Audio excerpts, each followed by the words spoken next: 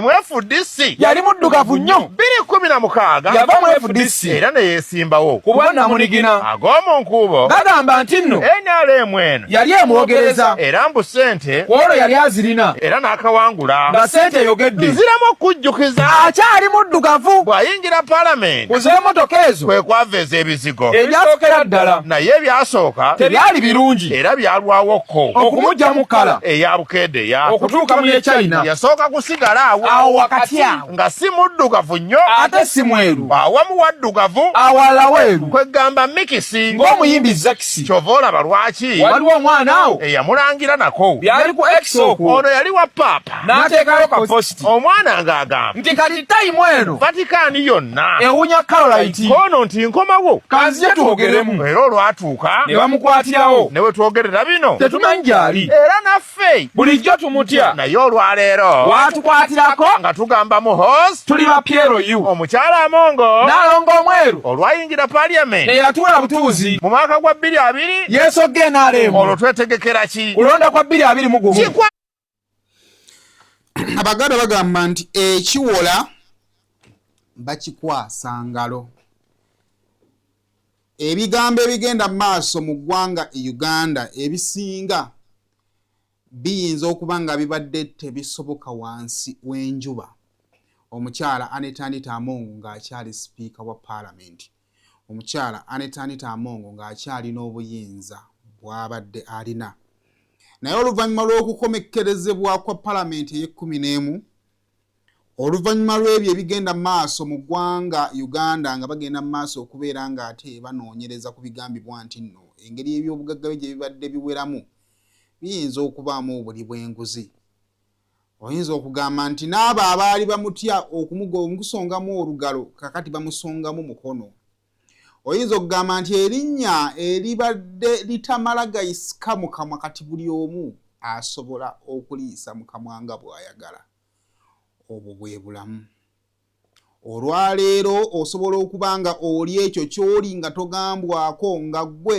asalawo obulamu bw'abantu kibusobola okubeera leero naye ate olunaku lusobola okukya enkeera ng'ate naawe waliwo abasalawo obulamu bwo ng'abo be wali olowooza nti nno baali biyenje ate nga be bakulabanga ekiyenje ezo ze zimu ku lesson ze tufunye mu wiiki eno bukyanga etandika mu bintu engeri gye bigenze bikyukakyuka mu bulamu bwa Anita Amongo olwaleero tulina emboozi ekakasiza ddala nti obulamu busobola okukyukira ddala nga gw'atambula abadde atambula olina we bakusibidde nga weegomba n'embuzi etaayaaya nga bw'eri omuddo kubanga erina eddembe okutambula nga bw'eyagala okulya weeyagalidde ne yeebaka weeyagalidde nga ggwe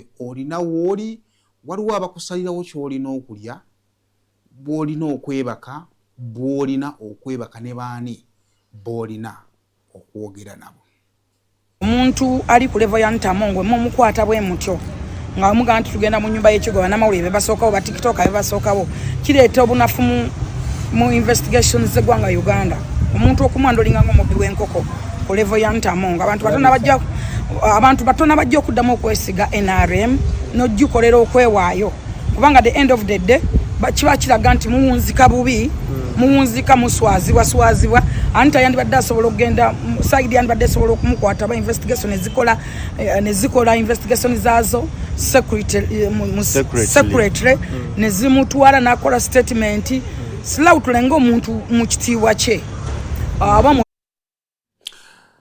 okubagana mu birowoozo ku ngeri Anita Amongo gye yandibadde akwatibwamu kukyagenda mu maaso of abamu bagamba nti bannaayo omuntu wabanga abadde mutwe munene mu gavumenti newe mubanga mulina operations zemugenda mu maaso okukola mwandibadde muzikola mu kasirise naddala bwe zibanga zirina results zemwagala ziyildinge naye gwe munnange ne mukwate emmotoka ne mugitambuza mu Kampala yonna ababboora ne bagenda nga bagikubirako emizira ate nabo ne mutabagambako ddala ekyo kye tugenda mu maaso okukola kiki tuli mu kunoonyereza oba tuli mu kulabisa nene wafuutuka yakugamba nti ebyo bikoleddwa abantu bayitiddwa abantu boogeddwako oli n'ayita omukulembeze n'ayita omuntu ne bamugamba walidde ssente naye tubadde tusaba ssente ezo ozizzeeyo mu kasirise naye ate omukulembeze oyo omu gwe bayise mu kasirise nga ne mu meeting mulimu banne n'afuluma ate n'agenda n'akola birala ne meeting n'agyegaana n'agamba nze soogerangako nammwe oli ayi n'akugamba nti bwe tubanga tulabyeko abo abaweereddwa ebitiibwa kubigambibwa nti waliwo obuli bw'enguzi ne boogerwako nabwe bagamba nti ssente ezo bw'onaasigala ng'ozira ziyinza okukuleetera obuzibu gwe zizzeeyo ate ne batuuka ne beekyusa gwe bw'obanga omaze okulaba ebikadde nga bibadde bitambula bw'osalawo okulwanisa obuli bw'enguzi kuwo oyinza kukola otya bye tugenda okuba nga tuyitamu olunaku olwaleero amasu ge tufunye Anita Amongo mu bantu bonna babadde akozesa mu Parliament yatuuse ku kisenge n'atuuka ku extent etuma omusiimuuzi w'omu Parliament amuyambe amubbira ebiwandiiko byeyaleka mu woofiisi ye ng'abasajja tebannayingira woofiisi ensi wali olwefunda neefuuka akatuli k'empiso kirabika we twogerera Anita Amongo ensi yamufundiridde akatuli k'empiso bwefaanana bweti.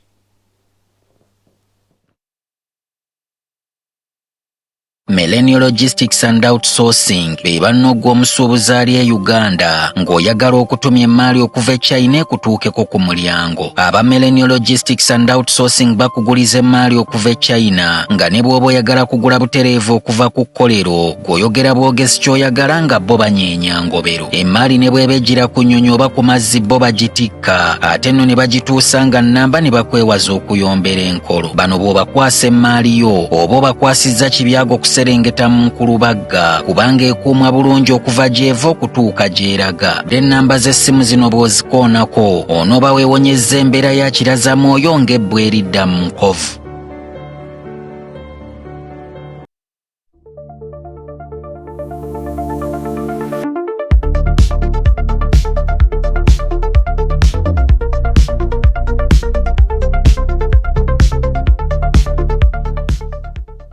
Kusema ofiso njagala kubanga ati nyongera okubanga nkwebaza okubeera nga twegasseeko yonna gy'osinzira mu bitundu by'ensi mwebale nnyo okubeera ddala okubanga ati mutulaba mwebale kubanga ate mu subscribinze nawe atasubscribinganga please kindly subscribe.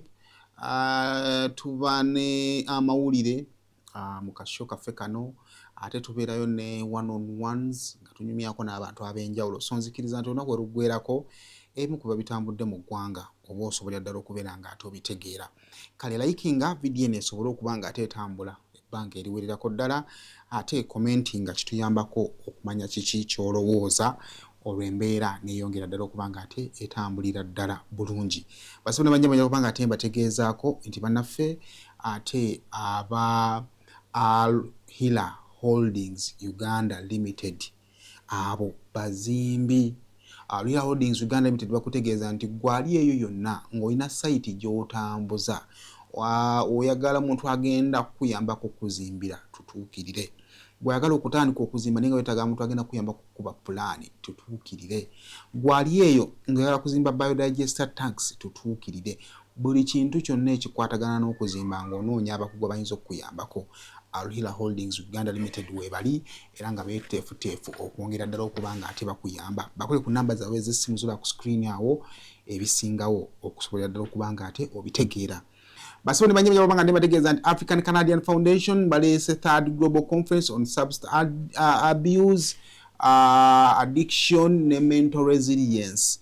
Tugenda kubeera Toronto, Canada. Twegatteko tugende e Toronto okusobolera ddala okubeera nga ate tukyakala amanya nga tusoma. Kakati mu ngeri efanaganako bwetyo waliwo n'abantu abaliyo nga weegomba dda okubeera nga ate ogenda ebweru w'eggwanga naye ng'omuntu omutuufu gw'osobola okubeera nga ate oyitamu tomumanyi. Njagala kuba nga ate nkutegeeza nti nno ffe weetuli okusobola okuba nga ate tukuyambako okubeera nga ate otambula naffe. Kakati kutegeeza nti nno conference y'ennaku z'omwezi 11 paka ennaku z'omwezi 12 tujja beera Toronto. Kakati tutamba nti invitations zaatandise dda invitation zatandise dda era nga mubeera efaanaganako bwetyo osobola okuba nga ate ogifuna. Weereza message ku bessimu bakufunira invitation osobola okuba nga ate weetaba mu nsonga efaanaganako bwetyo.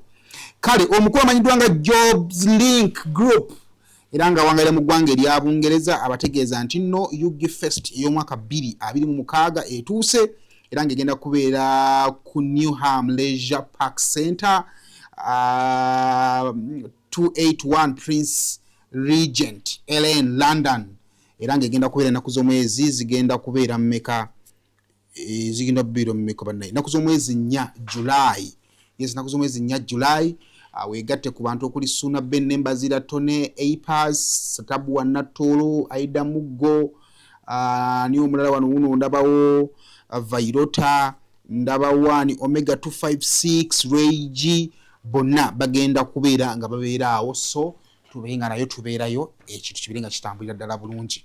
Kale mbaaniriza ate olunaku olwaleero kansubire nti bitambula bulungi. Munzikiriza bannayijuzeyoze ku bawagizi baase no naddala b'eggwanga Uganda oluvannyuma lw'okuwangula Premier League akawungeezi ak'olunaku olw'eggulo abamakya ag'olunaku olwaleero abawagizi baase no mu ggwanga Uganda bonna babadde tebafugika. Abaana babadde ku makubo ng'oyinza okulowooza nti balinayo omuntu waabwe gwe balangiridde ebintu by'emipiira. Kongwa abawagizi ba Arsenal, we congratulate you mbalabyeko awo ku makubo. Then era abantu benjagala okwozayoza abalala nja kwagala kwozayoza engineer Balimwezo Moses Subuga olunaku olwaleero alayiziddwa ate nga Lord Mayor omujjuvu ow'ekibuga Kampala. Naye badde ngezaako okutuna mu bifaananyi Ssaalongo Erias Lukwago sikulabye.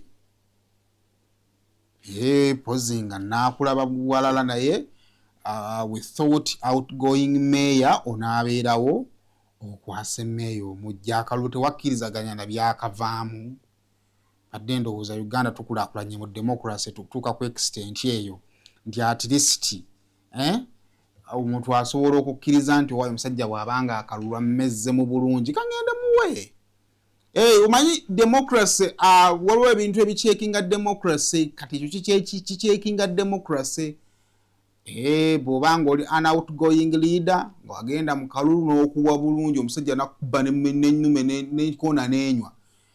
We tuba tuzze mu kulayira. You turn up waayo office baako entanda gy'omusibirira but regardless ye bwatyo bw'alabisa amakya ag'olunaku olwaleero ne Nnaalongo we ng'ate agenda okubeera ng'ate alayizibwa ate tujja kubanga tubawa update ku biki ebigenda okubanga bibeera sayidi ezeeyo ate nebirala bifaanagananyeeko bwe bityo. Naye kale olunaku olwaleero njagala essira n'amakanda tugateeke ku nsonga ate ya Speaker wa Parliament Anita Amongo n'okunoonyereza okukyagenda mu maaso. Ensonga eno tugitunulako lwa nsonga nti nno ng'eggwanga etukwatako lwa nsonga nti okusinziira ku statistics ze ndowooza nti weetaaga okuziwuliriza okusinziira kwa igigi kigambibwa nti Uganda efiirwa trillion 9 ate ne billion 184 ku trillion 10 buli mwaka. Sente ezo trillion 9 n'ezigwamu ba trillion 10 bw'oziteeka mu sente eziva mu domestic income eziva mu domestic taxes oba emisolo egiva mu ggwanga Uganda ziba zikola ebitundu 44 ku buli 100. Bw'otunuulira ku mbalirira eyayisibwa Parliament ey'11 era nga gye tulowooza nti nno anaabeera minisita w'ebyenfuna nga President Museveni amaze okulangira kabinenti ye gy'agenda okubeera ng'ate asoma. Twategeezebwa nti ebitundu 40 ku buli 100 oba embalirira eyo ey'embalirira ya trillion 74 zaali zigenda kuva trillion 74 trillion 84. I tend to be corrected. Naye ziri 7 ziri 84 sente ezo zigenda kubanga ku trillion 84 ez'embalirira ey'omwaka guno ebitundu trillion 44 zigenda kubanga ziva mu domestic revenue. Bw'okwata trillion 44 ziba zikola almost ebitundutundu 5 mu kimu ku buli 100 ez'embalirira y'eggwanga Uganda. Kakati bw'ogamba nti nno weetaaga trillioni 44 okuva mu bannayuganda, kyokka nga trillioni 44 ezo waliwo ababbako trillioni 10 buli mwaka, kitegeeza nti ku mbalirirayo kuba bali mu kubala ssente ezibeera directed into government reserves oba ezirina okugenda mu nsawo ya gavumenti ebala nti bannayuganda nina bajjamu musolo gwa trillioni 44. Kakati trillioni 44 ezo bwe zivaayo mu bantu, trillioni 10 nezisigala eno nezitatuuka eri gavumenti. Kitegeeza nti nno kutageseza trillioni 44 ofunyeeko trillioni 34. Kitegeeza you're less by 10 trillions. Kyokka nga targets zo ze wadrawinga zo zirina okugenda mu maaso, amakubo galina okuzimbibwa, abaana balina okusoma, mu ddwaliro mulina okubaamu eddagala. Kakati gavumenti nesigala mu kattu ka bintu bibiri, either esale ebyo byali ya planning okukola ebimu ebiyimirize, lyekkubo lye babagamba nti by this time ligenda kuba liwedde ne mumalako ekisanya nga teriwedde, ero baali crossing ne bagamba nti bilioni 10 zigenda okukola ekkubo tulijja tuzikola ki tuziyimiriza. Ne bagamba nti kino tubadde tugenda kukikola tugira tukiyimiriza, oba gavumenti ng'erina okugenda mu banka either ez'ebweru oba ezawano neyeewola esobola okubeera nga tejjuuliriza ku ssente zeyina okubanga ekola ki efuna. So mu mbeera efaanaganako bwetyo, kitegeeza nti obuli bw'enguzi mu ggwanga Uganda bucontributinga kinene nnyo, kubanga bufiiriza almost ebitundu 44 ku buli 100 ku ssente ezo eziba zirina okuyingira mu revenue z'eggwanga nga zigenda mu mikono gy'abantu abalala. So emboozi eno tuyina okuginyumyako lwa nsonga nti nno nkulu nnyo. Ekyokubiri, bwe twogera ku trillioni 10 gy'emisolo gwe gy'osasula, lyedduuka lye bakuggalira ne baliteekako siiru n'ogenda n'olwana n'ofuna ssente n'ojjako emisolo gya gavumenti, ye yakagwogula obuwanana nga osasula omutwalo gumu yandibadde afuna uniti 12 bakuwa uniti 8 ng'emisolo gisusse n'ebintu ebifaanaganako bwe bityo. Kitegeeza nti emisolo egirevingibwa ku bintu by'ogula giteekebwako eggwanga lisobole okufuna ssente. Naye n'omaliriza nga gwe omuntu wa bulijjo onyigiriziddwa naye ate ssente ezikunyigiriziddwako ate ne zitakola ebyo bye zirina okuba nga bikola. Ebyo ntandise bwe ntyo okwongera okusiigira ekifaananyi nti wallaahi oba oyagala oba toyagala mu ggwanga Uganda oba ne mu ggwanga lyonna erikyakula nga lino eryaffe bwe riri, obuli bw'enguzi si ekintu kye twetaaga okubeeramu.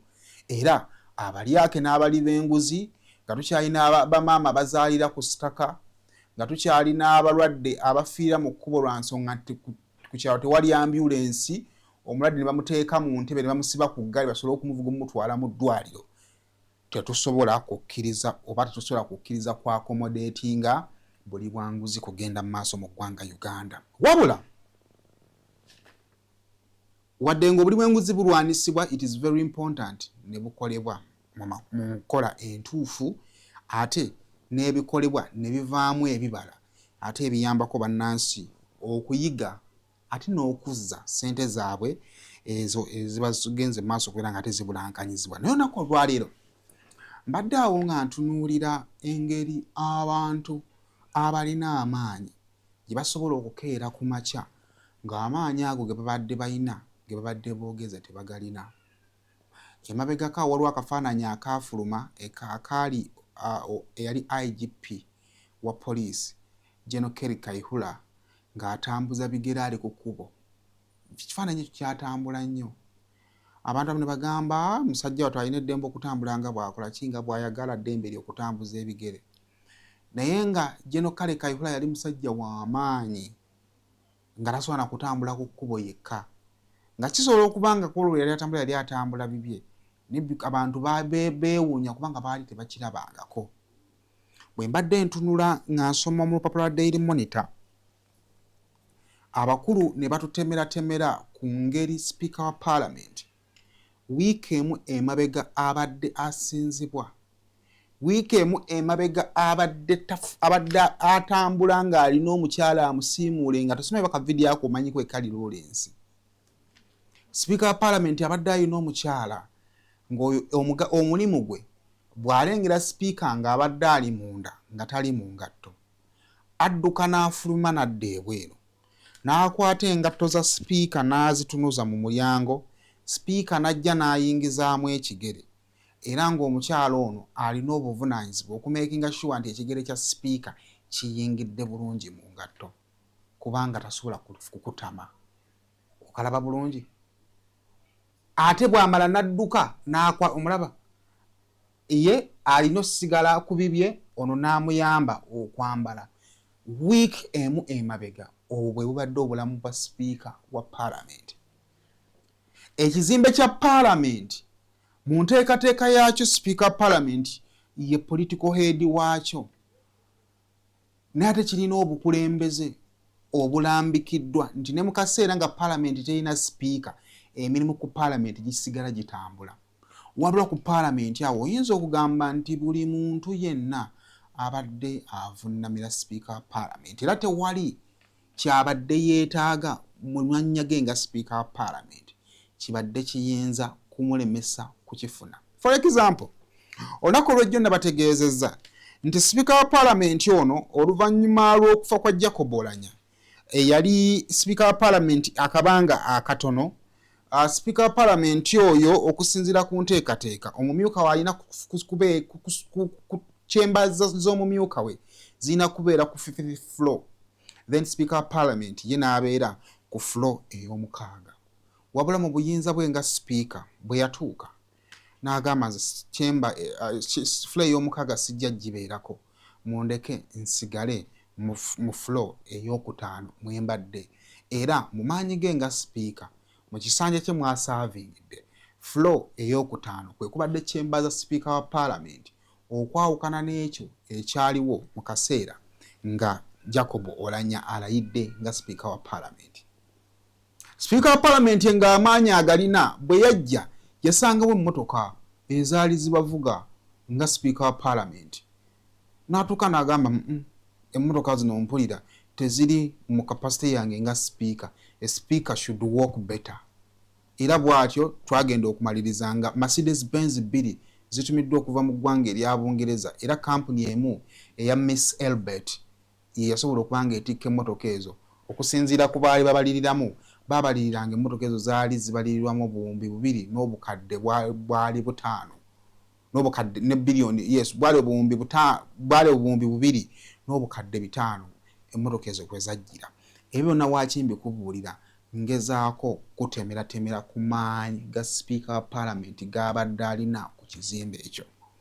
Wabula gwandaba olunaku olw'eggulo wabaddewo ekikwekweto kye nakutegeezezzaako ekyakoleddwa ku Parliament awo era bannaffe ab'ebyokwerinda ne basalako chambers za Speaker saako ne office ya clerk wa Parliament. Era ebyo mwabirabye. Wabula emboozi ennene gy'oyinza okuba nga tewawulidde era gy'otaategedde eyabaddewo yeeno. Olunaku olwa Monday nga bannaffe ab'ebyokwerinda ku lunaku olwa Sunday n'olunaku olwokutaano nga babadde mu maka ga Speaker wa Parliament agali Nakasero. Speaker wa Parliament bw'alaba nga boolekedde ekigo n'agamba ebiddako ayinza obutabisobola era bw'atyo obwongo bwe ne budduka ku ofiisi ye eri ku Parliament.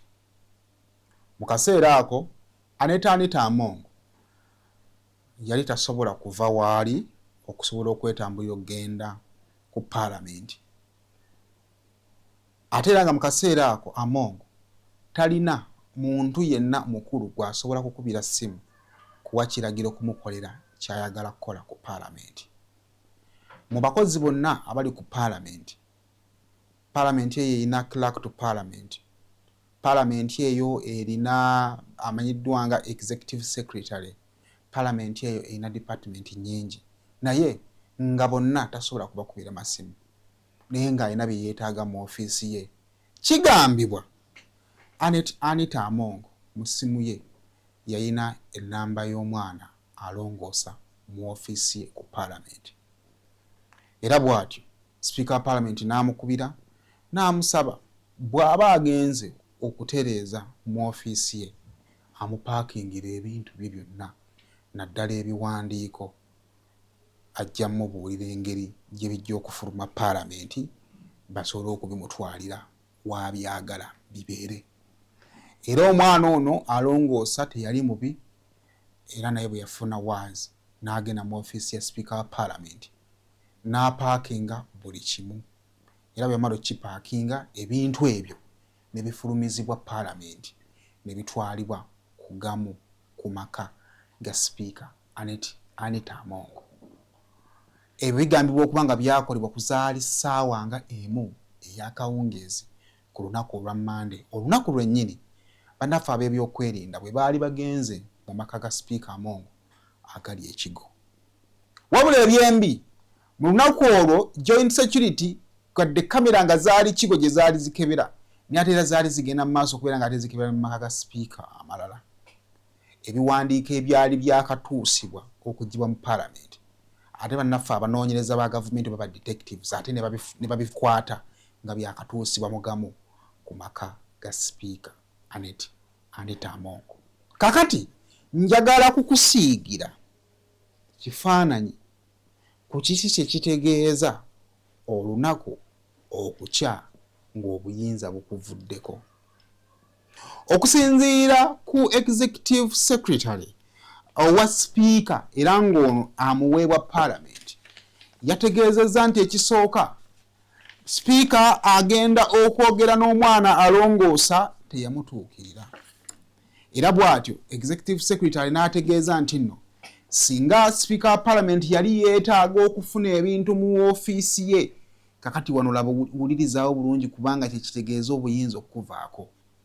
Executive Secretary ategeeza nti Speaker Anita Amongo bw'abanga yabadde yeetaaga okujja ebintu mu ofiisi ye alina emitendera gye yabadde alina okuyitamu ate ng'emitendera egyo agiyita mu buwandiike. Executive Secretary oyo abanga abadde nga muwandiisi wa Speaker wadde nga amuweebwa Parliament. Kakati Executive Secretary atutegeeza nti abadde mukama we Speaker wa Parliament bw'abanga abadde alina bye yeetaaga mu ofiisi ye yabadde alina okumuwandiikira mu butongole. Obuyinza buno mu kumuwandiikira mu butongole ng'ataddemu buli kimu omuli details ze ekisooka amannya ge nga tagaleseeyo emyaka gye nga tagireseeyo ne gy'asinzidde okuwandiika. Era okwo agatteko na biki bye yeetaaga mu ofiisi eyo specifically n'omugaso gwabyo. Kakati ES akwate ebbaluwa eyo kubanga ate ye talina buyinza busalawo ate agitwale ewa Clerk to Parliament. Clerk to Parliament atunulemu asunsulemu agambe nti kino akyagala tugenda kukimuwa.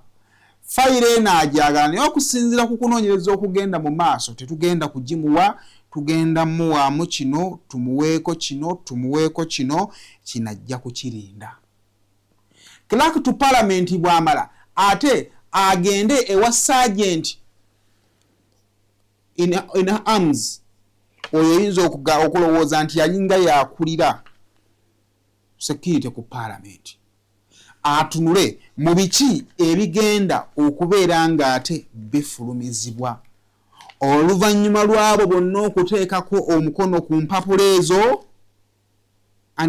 Anita Amongo olwo alyoke afulumye ebintu alyoke abitwale.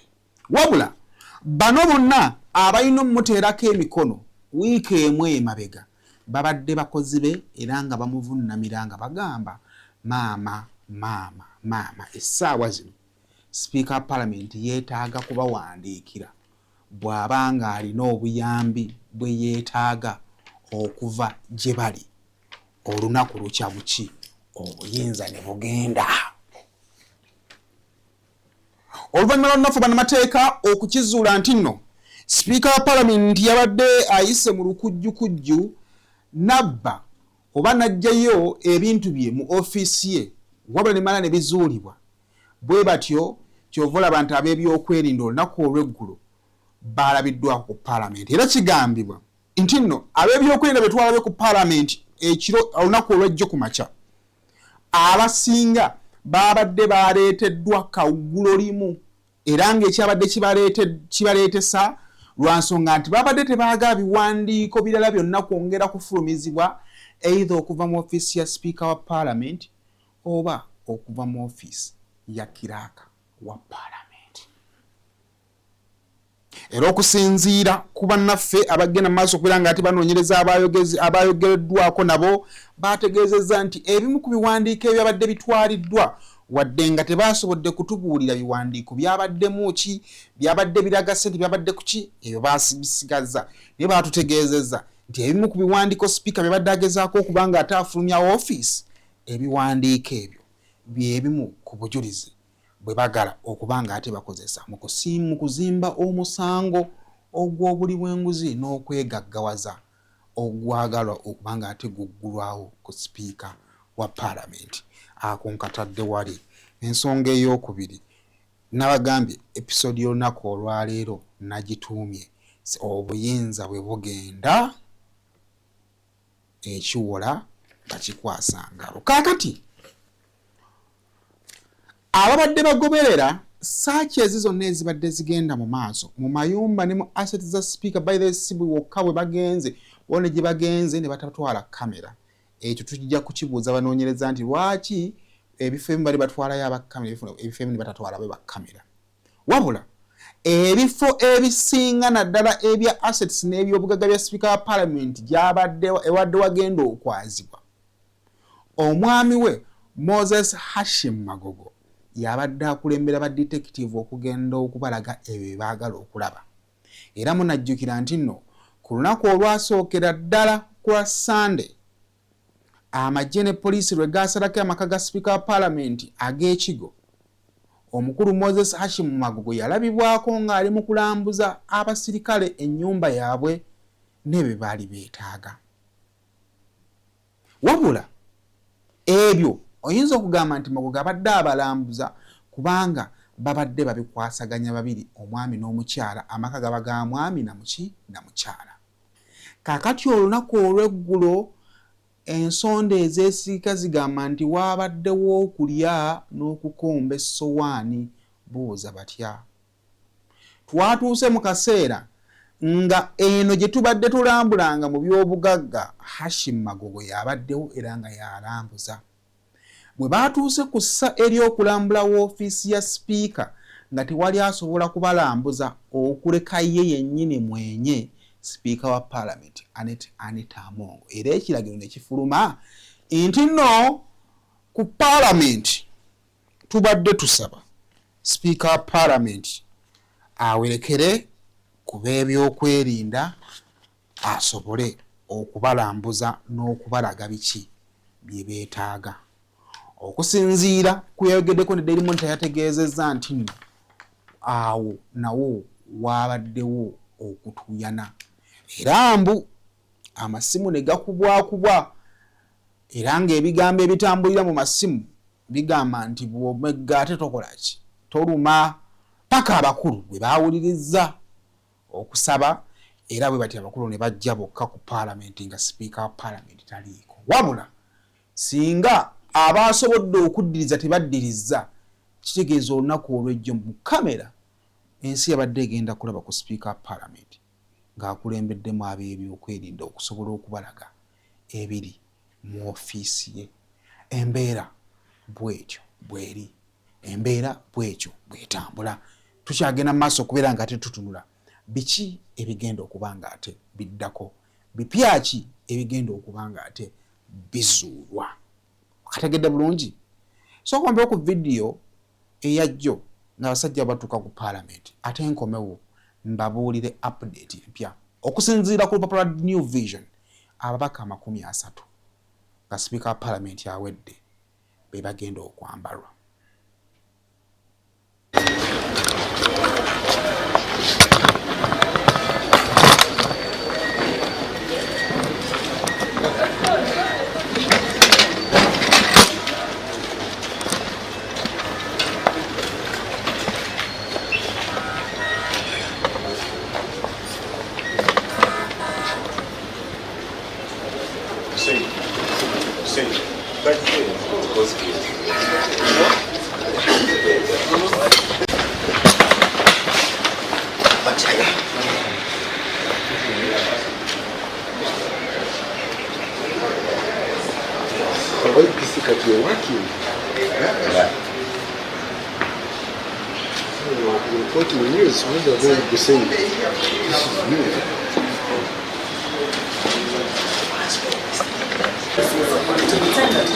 This House of Parliament here.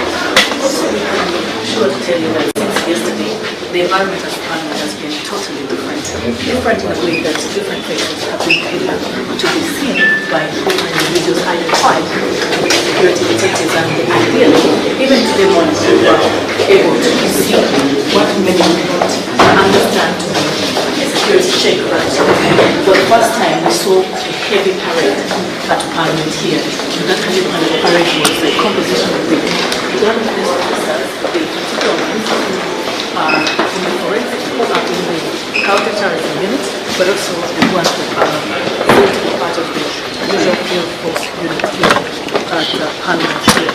So, why you see us move through the long areas, because we are transiting to the next wing, which is where those particular leadership offices are posted at the center. Because Parliament has a wing which is under construction.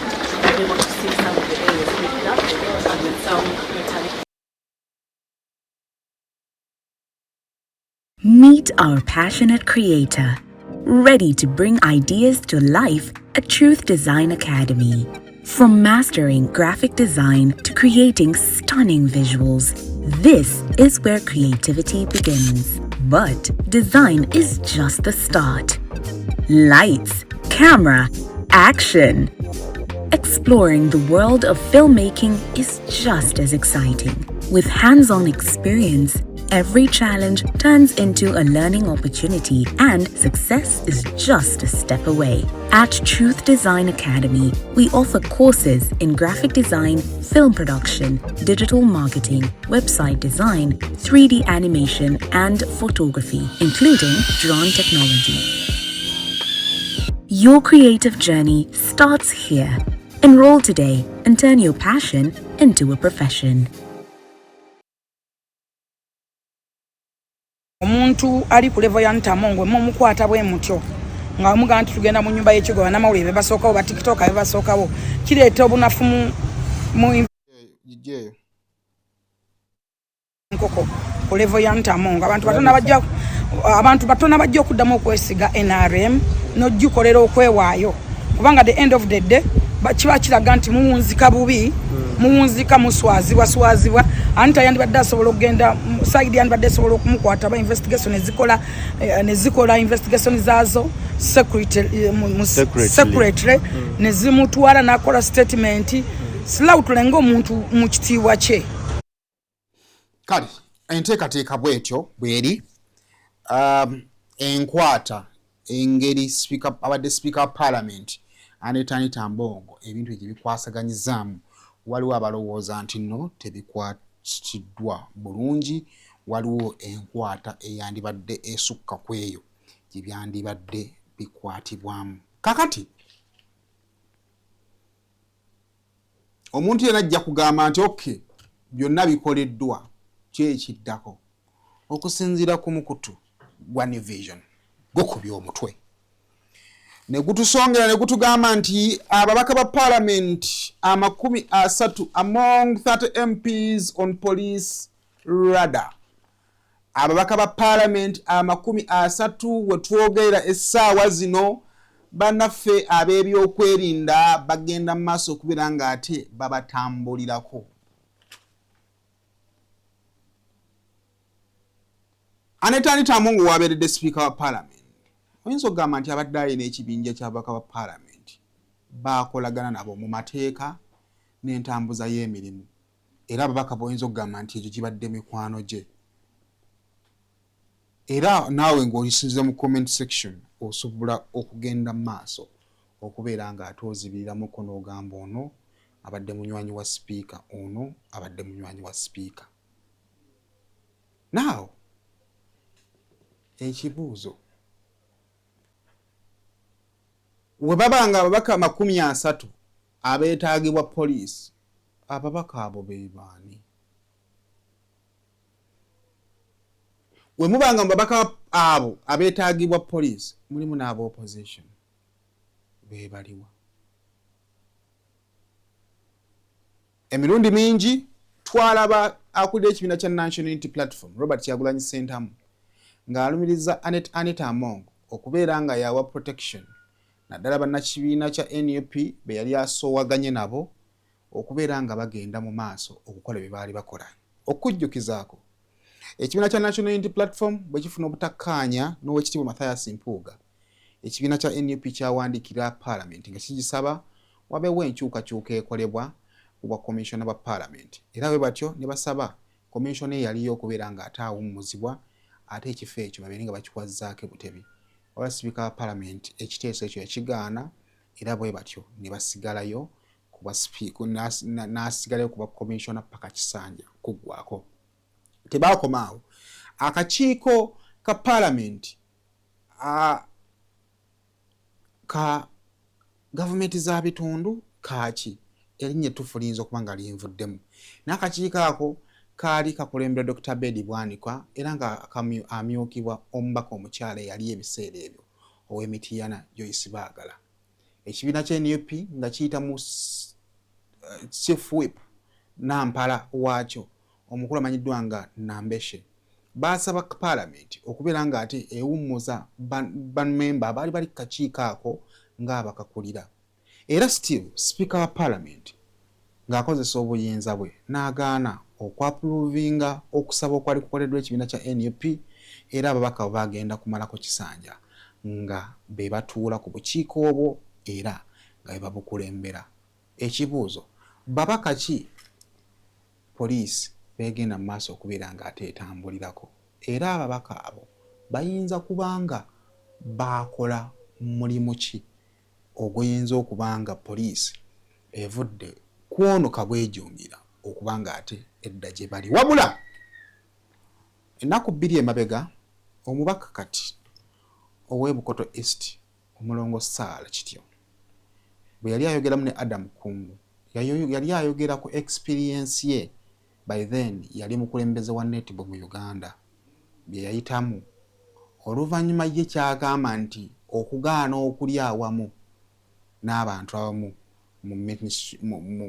mu byemizannyo era bamaliriza nga bamwefuulidde nga ye alina accountability akasa nti ssente ezaamwewa yazikozesa era ne ofisi ya IGG nemwejjeereza agamba nti abaamusiba bakozesa kakiiko ka Parliament aka paaka okusobola okuba nga ate bamusalira omusango era okukakkana nga asibiddwa mu kkomera tusobola tuwe ku mukyalo ono bwe nali mu sports navaayo ne ngamba abantu nti waliwo ebitagenda bulungi batuwa ssente endala ate batulagira kukola accountability ya ssente endala nalina obukakafu natambula ku buli television nalaga abantu omanyi ekirungi kya ssente za public funds tibaziteeka ku account waliwo bank statement eraga nti ssente zino zajja bweziti zaali bweziti zajja ku lunaku gundi bwe ziba nga zaali za lugendo luno olugendo lwaliyo obudde kireeta passport yo tulabe mwatambula ennaku zino emizannyo gibeera ne ku YouTube byonna byaliwo n'obukakafu bwonna ne tubuwaayo IGG n'akola okunoonyereza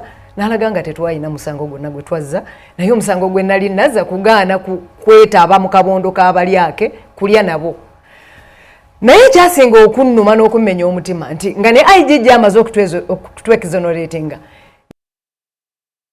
ne auditor general buli omu yenna yali Parliament ng'ekozesa honorable basaalirwa ng'ekozesa opposition ng'ekozesa chairperson wa park honorable Segona n'olukiiko lwa park baddamu ne batuyita mu park ku nsonga ezaali ziwedde okunoonyereza nga naye IGG alagidde nti bano be bakyamu era basasule kino ne report weeri tevangawo temenyebwangawo abakulu abo be twali tulowooza nti be baali badde bagamba nti bannange finally mwenaale mu gavumenti tufunyeyo naffe abantu abasobola okuvaayo ne bakalira mu buli bw'enguzi beegatta ku bali b'enguzi ne batucunya ne batakoma ku ekyo n'okutusiba ne batusiba kakati mbuulira ani aceekinga ani abantu bwe bamala okutuuka mu Parliament oba abantu bano bwe bamala okutuuka mu Parliament beegatta bwegasi opposition ebeere eno bweru mu camera naye bwe kituuka mu operations beebamu ntwala omukisa guno okusoomooza olukiiko olwo n'olwaleero njagala bambuulire omuntu ddala nga wasomako ne bwe wasomako katono omuntu bamuwadde miliyoni 186 ng'agenda kutambula for 21 days ng'agenze n'abantu 27 n'agenda n'azanya tournament esooka nga ne ku YouTube kweri ne games zonna kweziri ne mpira gye twawangula kwegiri n'azanya tournament ey'okubiri ne passport weri eraga diro yayingira diro yafuluma olwaleero abeera atyo omuntu y'omwoyo nga yali ewaigigi yali ewodita jeno yali mu park erimu abasajja abakulu abayivu betulowooza nti bamanyi olwaleero n'omutwala mu kooti ng'omusaba accountability ng'ogamba nti yali azaamanya miliyoni 186 nga tournament zaaliyo 2 kwezo sente so ako tugenda kale kaawo tulinde tobe developments nga bwe zigenda okubeera nga ate zitambula but for now tulina emboozi tuli mu kukolako ey'abajjeno abagenda mu maaso okubeera nga ate batambulira mu musango guno either olwaleero oba enkya tujja kuba nga tufunamu okubawulaga abasajja ababadde balinnya kagere Anita Amongo paka bwatuuse wano waali but for this case ndowooza ebyaleero tetugenda kubisussa wano tujja kuddamu ate ne upload yaffe n'abezeeko mbeere bulungi mwerawo.